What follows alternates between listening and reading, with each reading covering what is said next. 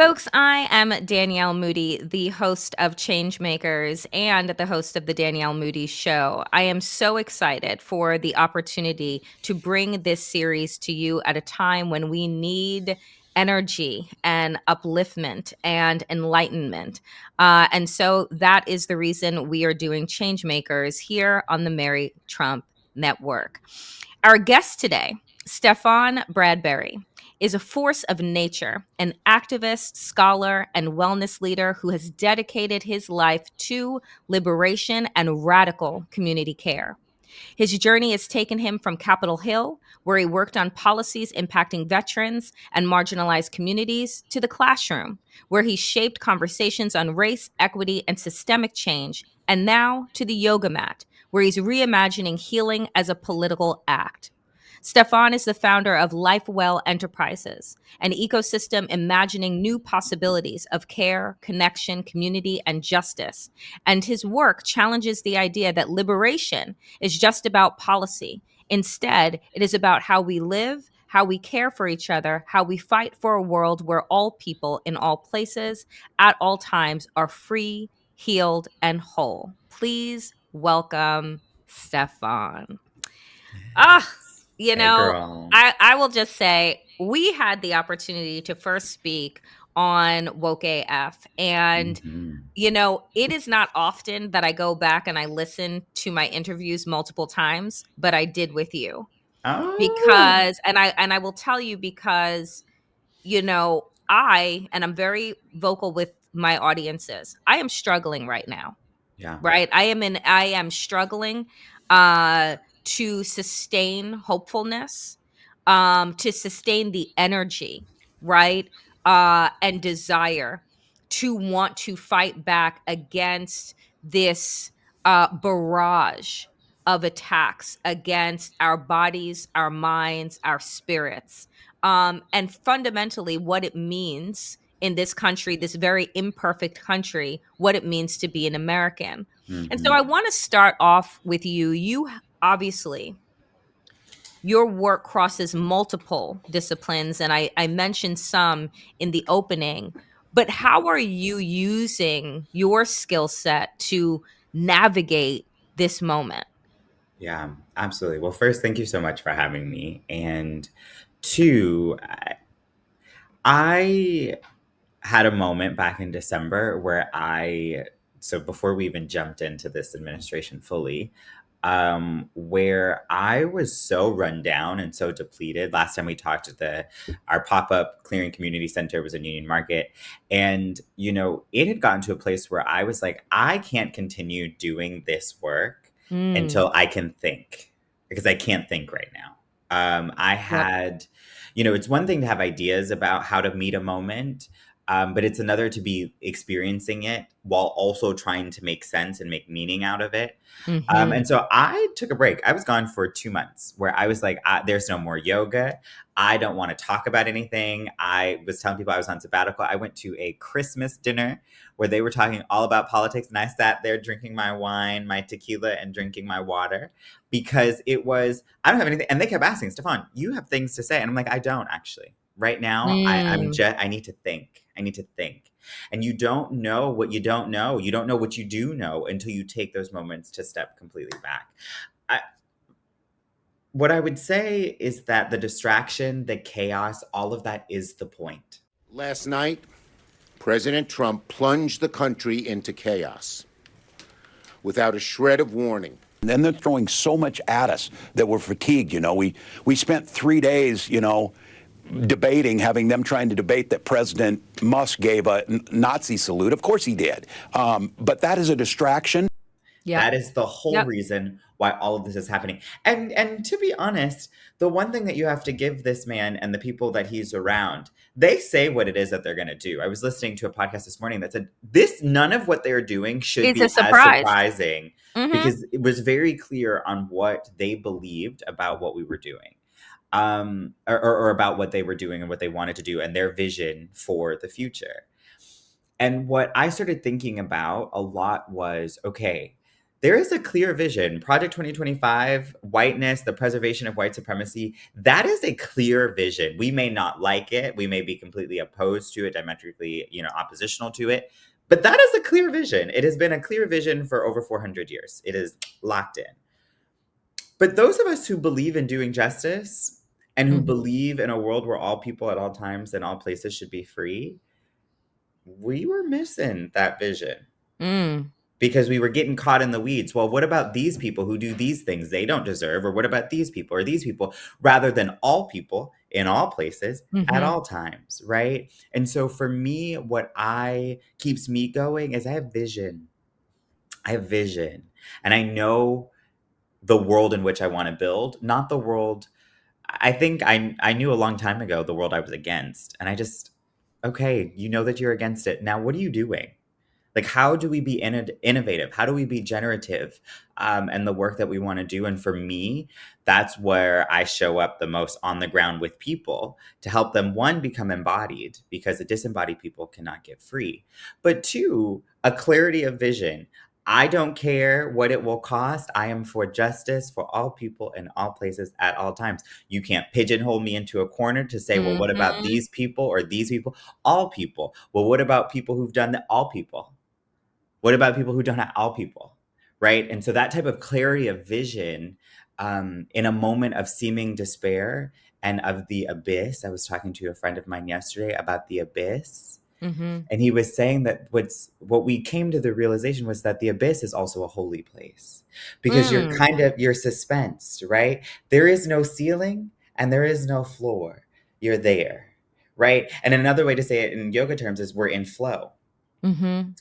And we're in pursuit, God willing, of life affirming practices. So for me, that's what I am focused on: life affirming practices that fortify people that I am boots on the ground, hands in the dirt with. God willing, it touches a mass amount of people. But even if it only touches people, I just told my apartment complex, I want to teach yoga here because I need to know the people I'm living in the building with. Mm.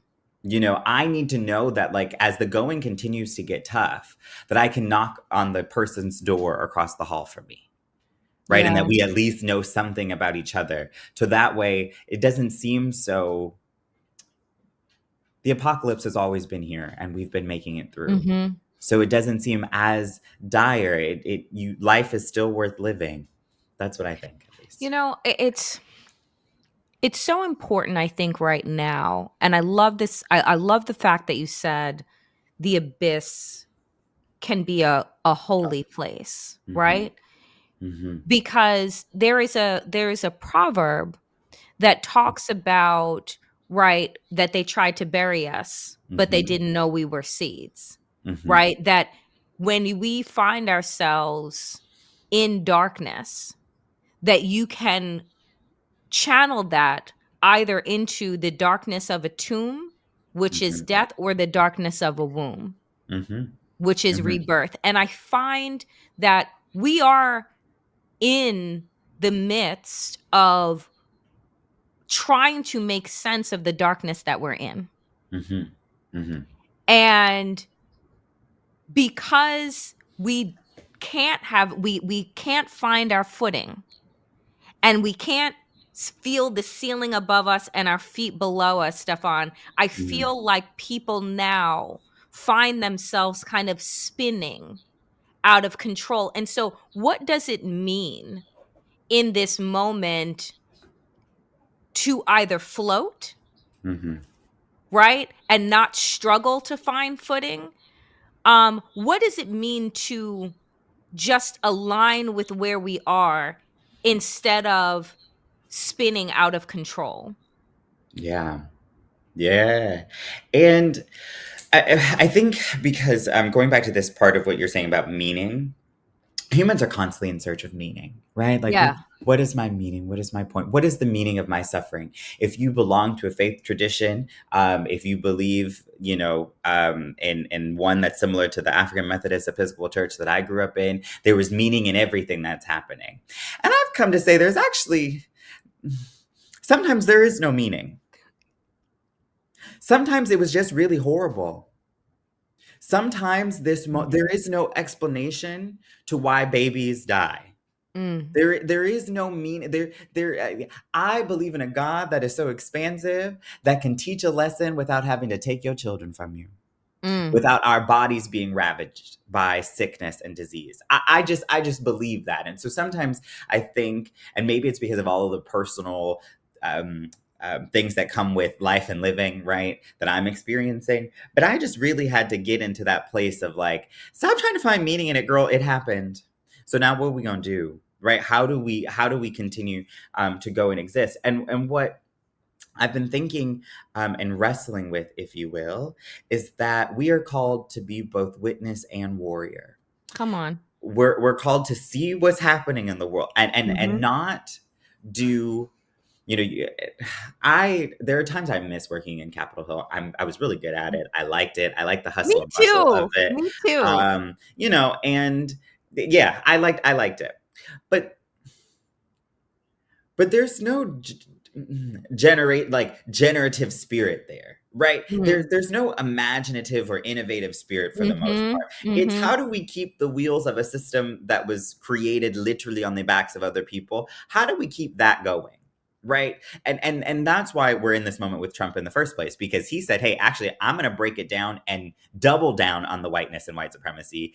And Democrats said, the system is okay. Let's preserve that. Yep. So there's a battle of symbols. There's a battle of meaning. There's a battle of what is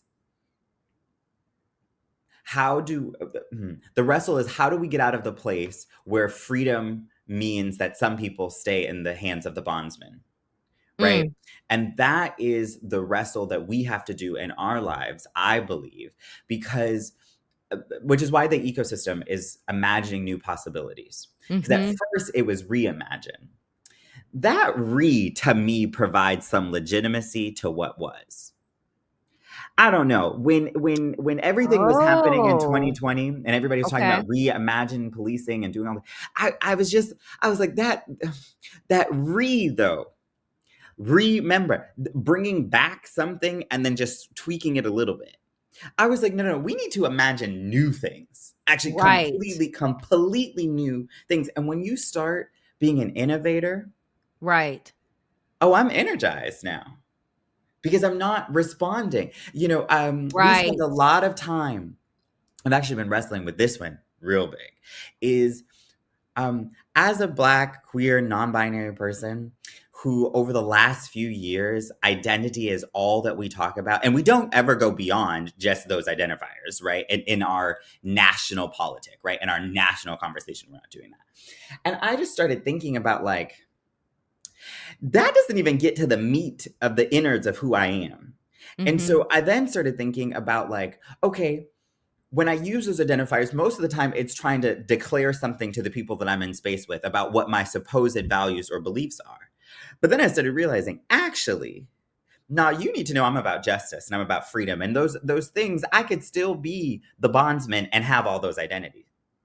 I could still believe in a global order that suppresses some of us so that a few of us could be free, right? You could have those identities and still do that. So I started thinking about, okay, wait, no, I'm about freedom and I'm about justice. And these are two things that we actually really don't know what they could be. So I'm an innovator trying to figure it out. Yes. That's where the energy comes from, because I'm called to be witness. So you see what's happening in the world. We were talking about earlier. It's hard to watch the news. Bishop was saying he needed his coffee before he turned on any bit of his TV these days, because it's like Mhm. I need the energy to just make it through. So you have to see what's happening in the world, not what you want it to be, but what it is. And then warrior to say, I'm willing to fight for whatever it is that you're trying to accomplish. Trust and believe there are people who every day get up to make sure that some of us stay the least of these. Yep. They're energized about that, honey. Oh, the fact that we can, throw people in Guantanamo, the fact that we Mhm. can destroy and gut the civil servant, that's energizing to them. Yeah. But those of us who believe in justice, life affirming power should energize us. The idea that we're trying to chart a new course and get people to see that justice and freedom and life affirming power is as elusive, is as lucrative as supposed power that keeps people in bondage, right? So that for me is the energy. I know where I'm going and I see what's happening, and I'm not letting what's happening distract me from where I'm going. This is the problem that I feel like, for a moment, let me say this. Democrats as a party have what I continue to say is a failure of imagination in this moment. You Hello. keep trying to operate inside of systems that were never meant to work for all people. And to your earlier point, tell us that it's fine, that Yeah. all we need to do is hold on. And Yeah. I've said consistently that Donald Trump, for all of his antichrist being, Yeah. may actually be needed in this moment. Absolutely. Absolutely. There may be a need for destruction in Hello. this moment because the teetering around the edges that we Mhm. have been doing, the incremental progress that we have been celebrating and telling people that that is enough, right? Hasn't been. And you know who helped us? It hasn't been enough, right? But Yeah. we have been satisfied with the crumbs, right? While you have classes and factions of people that are eating high on the hog. But we're saying, well, you're eating too. It's still food, but I'm saying it's dust. So I find myself in this moment in an in-between place, Stefan, an in-between place where I am trying to both conjure the imagination and the warrior spirit of our ancestors while also not allowing myself to be consistently outraged and reactionary to the barrage of bullshit that is being thrown at us on an hourly basis. And I'm Yeah. wondering, for you, in terms of yoga, in terms of, Mhm. as you said, being in your body, getting in your body, how do we use, for those that have only ever seen yoga as an exercise or as stretching, how do we use yoga as a tool of resistance in this moment Yeah. Yeah. Um, to both like strengthen and fortify us, Fortify. right? But Yeah. also allow the body to rest. Yeah. Well, a few things that as you were talking and I was, shouting back with you because I would take a lot of what you said even further, that Donald Trump is the most righteous response to a Barack Obama. Mm, Not like the most crossover, because what I going back to that December 25th when I was with people and I was saying that I was on sabbatical and not talking about politics, they tried to eat me up because I was saying it felt really good for us to have Barack Obama. yep. It felt very good. Yep.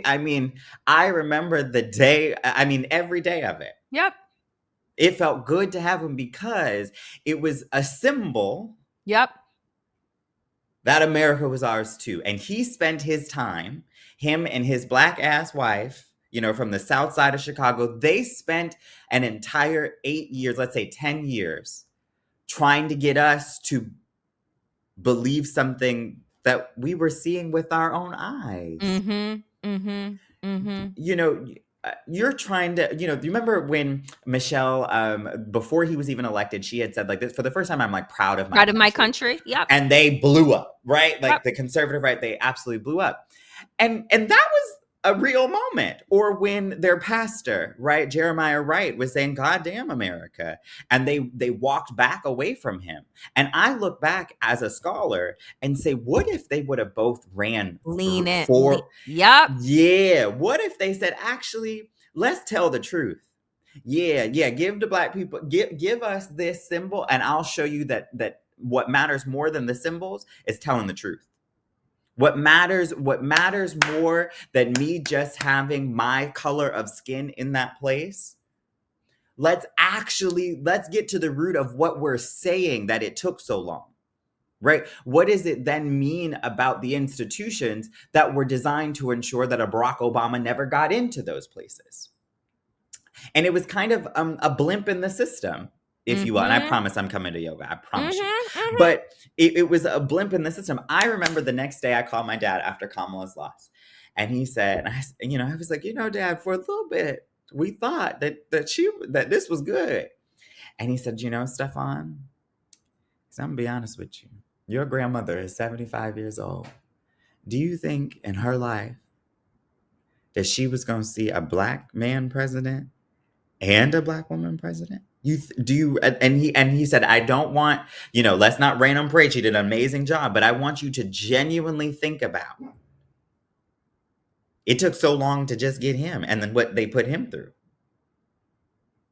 And that got me to thinking about my thesis in my master's program was called Black Witness, and it was telling the story of America through Black people. Mhm.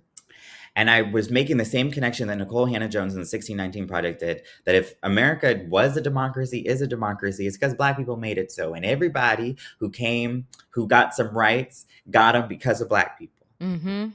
Right? I was watching one of your other interviews, and I was like, I love that we're naming that anybody who got anything in this country Yeah. was only solely because Black people endured and created 100%. themselves a people, and said, Mhm. actually, you're going to live up to some things, right?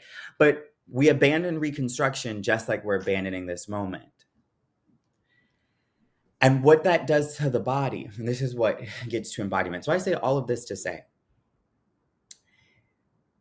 it mutates a people to keep another people in bondage in the same way that the bondage mutates the people who are held in their grasp. We are dealing with a disembodiment crisis beyond belief. That what Trump and his co-president Elon Musk and their lackey Vance and Hegseth and all of the other losers are doing is what may be the final assignment of white supremacy, which may be the final assignment of whiteness in this country, Mhm. which is to destroy themselves.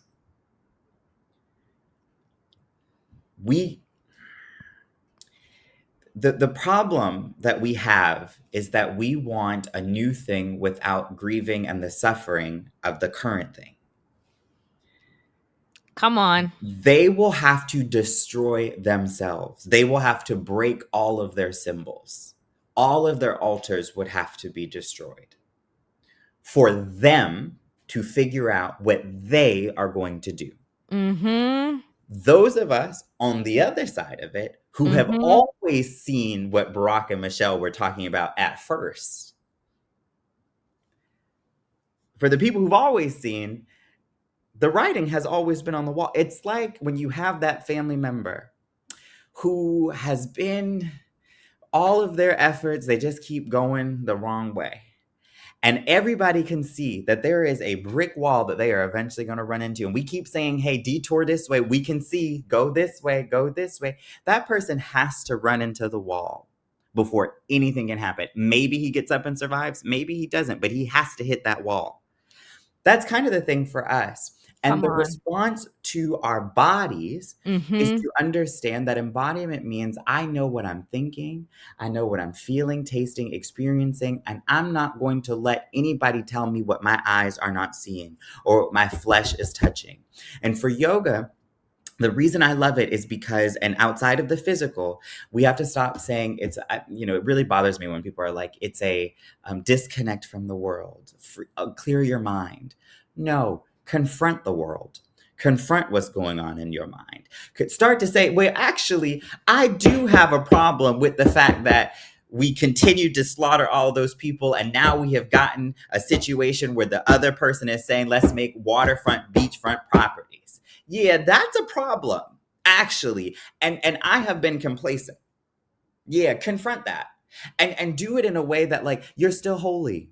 I wrote this piece the other day that said, it's something when you can look in the mirror and see all that you are, and see that you are not perfect. But if you walk away too fast, you won't see that you're Mhm. also worth it. If you Mm-hmm. don't get to the mirror, you don't see the imperfections, you can't break the veil, you can't witness, you can't truly see what it is, and this is what yoga practice is.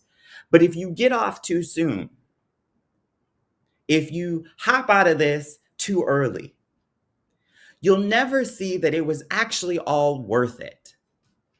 That you are still worth it. That all of us, the 330 some odd million of us, are still worth it. Even the almost 80 million that voted for him, they're still worth it. Because again, when I say justice for all people in all places at all times, it also includes them. But unfortunately, they will have to run into that brick wall first. What I am suggesting is that we start doing the work where we don't have to run into any brick walls. We can challenge what we already know about ourselves and say, hey, I don't want to imagine or reimagine a new way for me to be. I'm going to be a new way because the world at this moment is demanding a new way. Stefan, let me tell you something about you. You are extraordinary. Like a word. I just and I could literally talk to you for like 4 hours. Because I don't feel like people see the battle that is underway. Yeah. And when now you have me thinking about removing the RE from imagine, and what would it be like to just imagine? Imagine. What would Imagine. it be like? And I guess, as we close out Yeah. today, what advice do you give to people who can only see darkness, Mhm. who only believe that in order for them to witness this moment, that they have to witness every newscast, witness every headline, take in every bit of toxicity, and that for them, this idea of wokeness and consciousness is about consistent misery rather than finding a way to connect and build community. Mhm. So I'm Mhm. just, I guess the question is, how do we hold fast to faith when fear is all around us? Yeah. Yeah. Um hmm. There's this funny TikTok that comes to mind. This lady, she in church, and she was saying that she would see people get happy. They would catch the spirit, and she just never understood. And then she said, I saw it for myself. I felt it for myself. And I get now why you call out the way that you do, why you do the thing that you do. What I would say is go out and see for yourself. Life is still going on. Hmm. I have a beautiful baby nephew on the way. In the midst of all of this, life is still actually happening.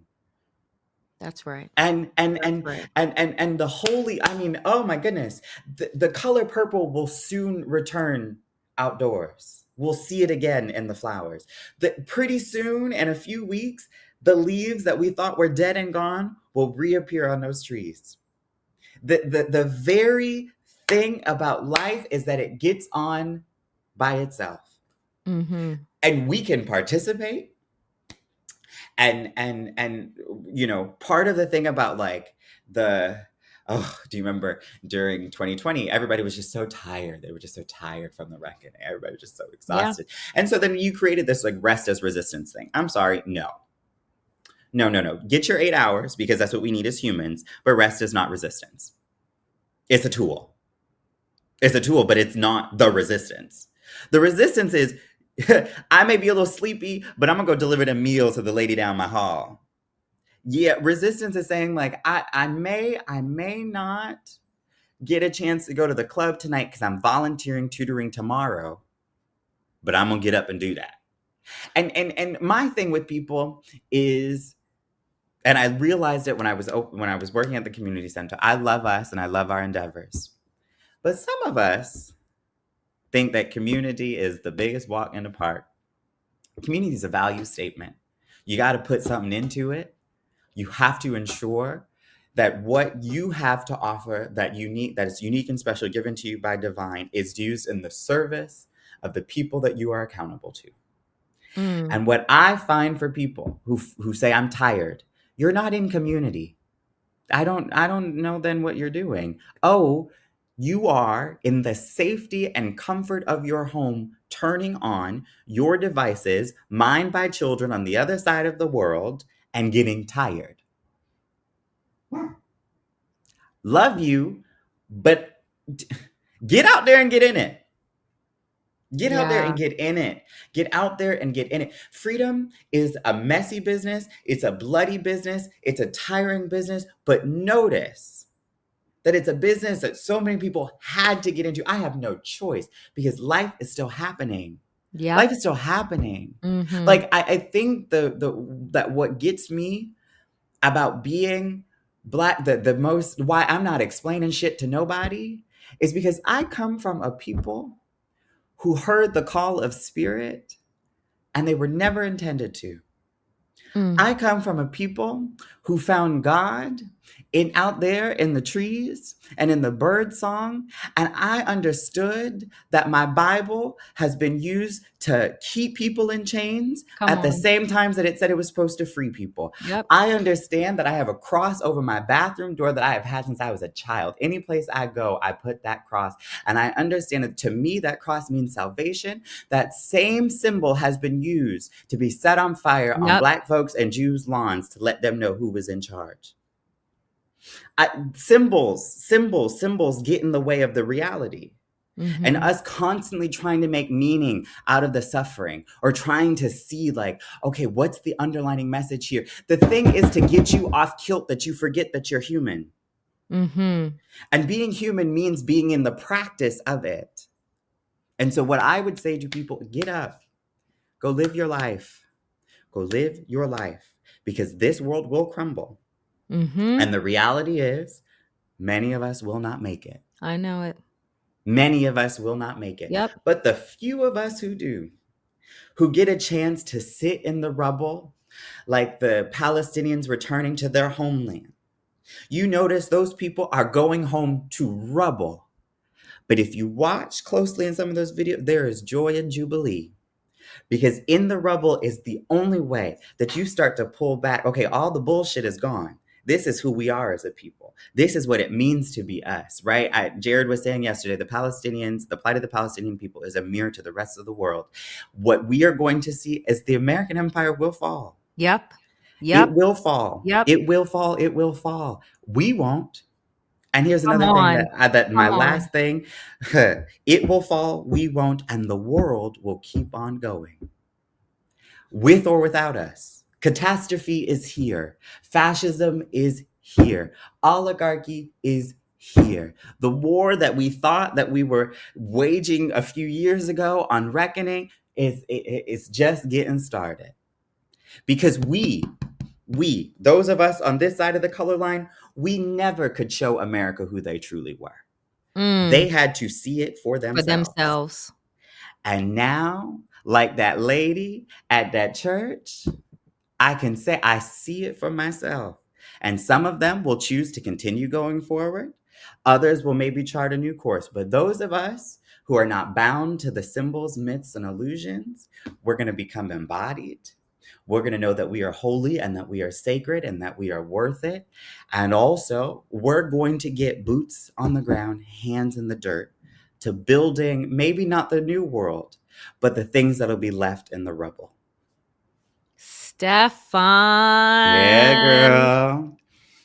I cannot thank you enough. I cannot thank you enough for making time. You are, in my mind and in my heart, what it means to be a change maker, what it means to really allow people to understand that where they are is not where it ends, and that there is and remains to be opportunities inside of all of the obstacles that are presented. Please tell people how they can continue to follow you, be inspired by you and your work. Yeah, absolutely. Follow me on social media at Stefan_JB. My website, stefanjb.com. You'll find my writings. I put things out in different ways. I'm coming with a podcast because, like Danielle Yay! said, we need people who are actually saying things. But yes, if you follow my personal social media, you'll be able to see everything and you'll be able to stay connected because we do need each other. And digital community is only one way to do that. Get out of the screens and get into the work. I want to thank you so much for your time, my friend. Thank you. You know, we will see each other on the other side. Yes, we will. Thank you. All right.